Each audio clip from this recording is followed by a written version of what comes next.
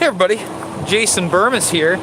Another really nice day out, a little cold, but the sun is shining, and let me tell you something right now. Karma is enjoying her walk, even though she's limping a little bit, so it's going to be a bit of a shorter walk. She's kind of upset we didn't go all the way to the park, but you know, I don't want to put too much pressure on her. So let's start talking about what stories we are missing and what stories we are about to miss, because in any kind of a crisis situation like this, no matter whether it's a terrorist event such as 9/11 or it's something like Katrina, when a massive amount of people are affected by something, what's the first casualty? Well, it's truth. That's the first casualty in a mass event. It's truth. So right now, I'm trying to not be a part of that casualty. However, what haven't I been talking about the past week? No Epstein stories, haven't seen that. And that's not because it's not an important issue, it's a very important issue. In fact, it may be a much more important issue than the one at hand because it's so well connected. Oh, thank you for that super chat, Bogus Hype. This is, the network of the predator class that does some of the most deplorable and disgusting things. Hence Epstein, hence Wexner, hence Ghislaine Maxwell, right? Thumbs this video up. But we also know there are times in which what? Some justice is served. Right now, Harvey Weinstein's in a jail cell. I can't believe it. I know many of you guys can't do it either. I know they haven't done the sentencing, but it looks like it's 5 to 29 years for Weinstein. 5 to 29 years, and then he's got more charges out in LA. I totally thought he would walk. I was wrong. Thumbs this video up, guys. So, what else? For instance, if travel, we already don't really have international travel in some areas. We know that we didn't get the truth out of China, right? There were no journalists to go cover that. So in mass hysteria, in a mass event, that was the first casualty of journalistic truth. Well, now we can't really travel to Italy. That's going to be on full lockdown soon. I expect international travel will go down, and then with enough outbreaks in the United States, all airport travel. Now that might be something that doesn't occur, right? I don't know if we're there yet at that point. But if even interstate airport travel is blocked, how do journalists go cover stories, right? Isn't that a problem? Like, obviously the media will already be in a fervor once more lockdowns are considered. For instance, right now in New York State, they've already announced, I believe it's 22. Yes, they've doubled the amount, but again, they haven't tested most people. And the on-site tests, we don't know how many have been used, and we don't know whether the CDC is going to be truthful about them coming back. One of the other things that I tweeted out today is we now have members, a member, I think it's Hussein Salami, and I know it wasn't spelled like Soleimani, but Hussein Salami has now given a press conference saying that he believes that this virus could be a U.S. bioweapon against China and Iran. And this would give even further credence to Iran basically hushing down the numbers of deaths, where I reported when they were saying 65, others were saying it was as high as 650, 10 times that, right? And although the hype has surrounded basically the elderly, we now have another person in their 40s admittedly being infected. We know that the lawyer's family is fully infected and that he infected a lawyer and his family in New Rochelle, okay? So again, no matter what you believe about this virus, whether it's lethal, whether it's not lethal, whether it's being overhyped, if lockdowns happen, we're going to miss a lot of stories. And I need you guys to keep up on those stories. But by its very nature, this will overtake the media. And then by its very nature of quarantines and limited movement throughout the United States and the world, you're going to have a huge limitation of what you're going to be able to see and hear anywhere. And let's be honest, people panic pretty quick. They do. I wish that weren't the case. I wish human beings were more reasonable, but you and I both know they are absolutely not. And, nope, come on.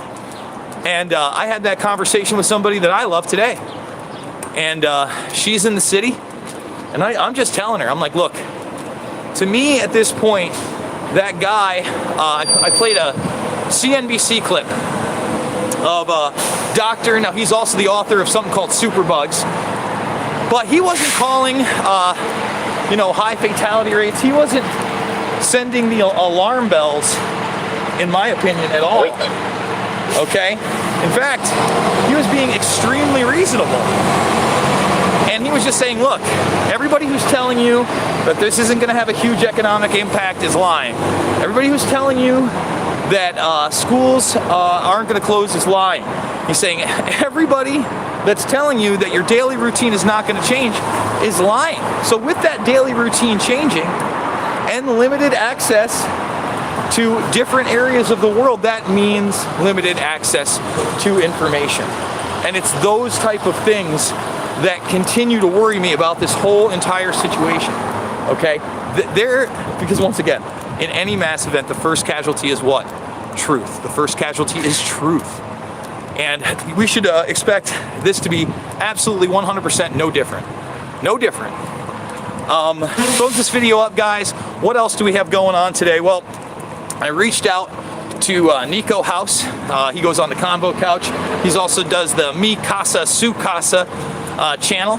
And he's a fellow Rockfinner, right? So today over at Rockfin, not only can you watch the Millie Weaver, that was an exclusive to Rockfin for paid subscribers a few days ago. You can watch that now for free, so you just have to sign up and be a follower. And then we have the premium Owen Schroyer speech from the National File, which has been put up over there. And look, I disagree with Owen Schroyer on a lot of things. I happen to think that his speech was actually pretty decent, although, again, the Trump stuff has to go.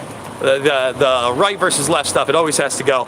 But I'm hoping that I'm going to get a chance to interview Schroyer, and we can talk about things that we do agree with and things that we don't agree with, because again, these type of conversations need to happen. Of course, Jones is on the agenda, but we'll see what happens. I mean, I was watching his show today, and it was a heavy coronavirus show, which at this point I really think no matter what it should be, because you are having lockdowns, you are having quarantines, you are having national emergencies being called. I know the stock market was not doing as well today.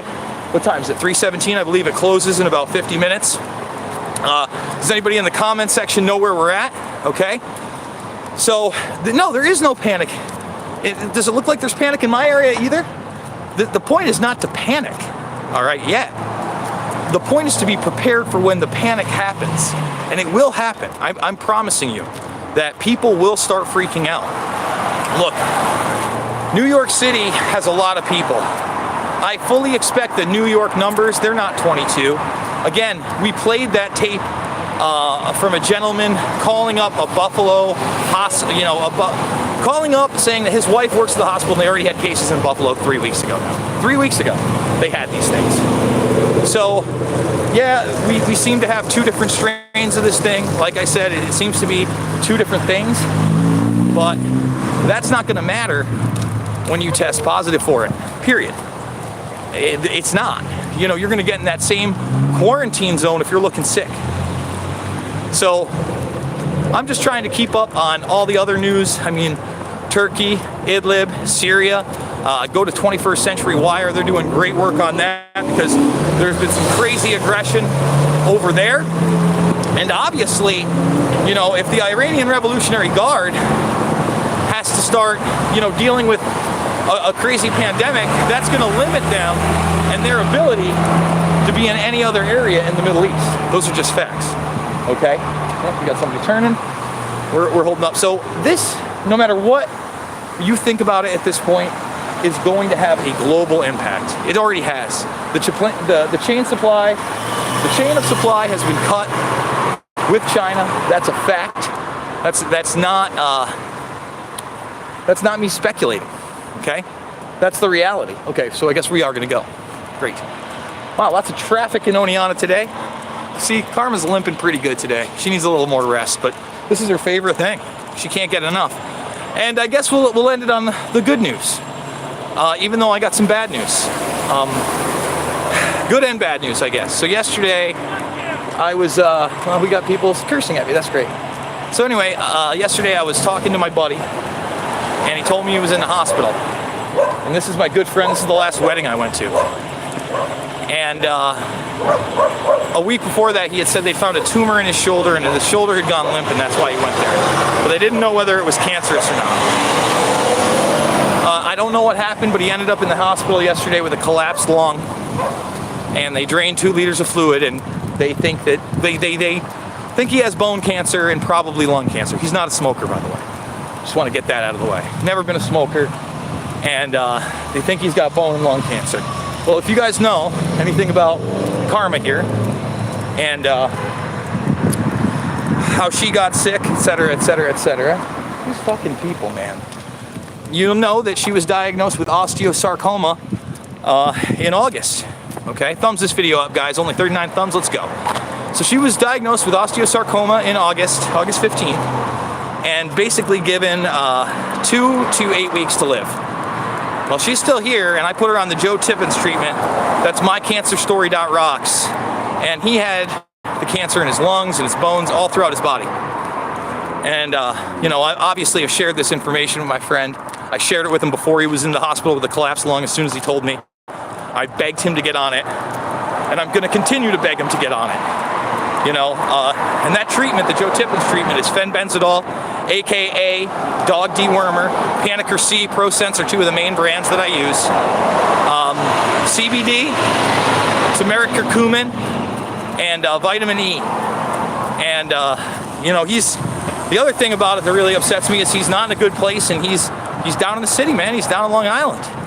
You know, the reason he even told me about this is because I was saying, hey, you might want to go upstate for a little while in the next couple weeks. But you know, my girl's still here. She's still rocking, and I hope my boys can still be here and still rocking. He's 39 years old, man. Yeah, and I truly love him with all my heart.